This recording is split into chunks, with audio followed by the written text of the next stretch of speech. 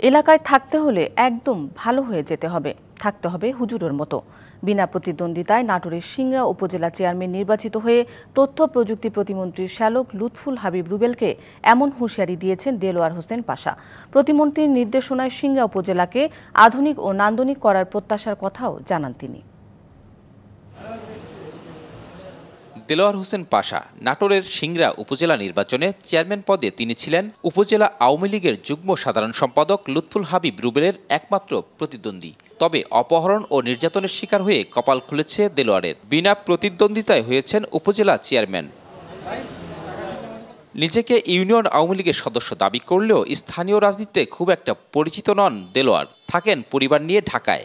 একটা মানুষ তো অনেকগুলো কাজ করতে পারে। কৃষিকাজের মধ্যে আমি জড়িত পুরোপুরি। 85% ভোট আমি পেতাম।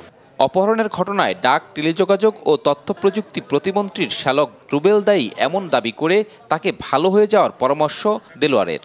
আমি নাটোরের উপজেলা রিটার্নিং অফিসারের কার্যালয়ে ঢুকতেই দোতলা পর্যন্ত যাওয়ার পরে আমাকে টেনে হিসেবে মারপিট করে মাইক্রো উঠে নিয়ে গ্লাস লাগানোর পরে আমার সর্বোচ্চ 40 সেকেন্ড সেন্স ছিল, তারপরে আমার সেন্স নাই, আর কিছু বলতে পারি না আমি।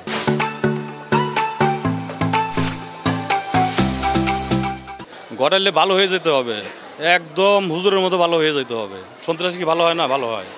আধুনিক ও নান্দনিক সিংড়া উপজেলা গড়তে তিনি পাশে চান প্রতিমন্ত্রীকে। ডাক ও টেলিযোগাযোগ মন্ত্রী জুনায়েদ আহমেদ পলক যে নির্দেশনা দিবেন, আমি তার নির্দেশনা মেনে সিংড়া উপজেলাকে আধুনিক নান্দনিক মডেল হিসেবে রূপ দিব।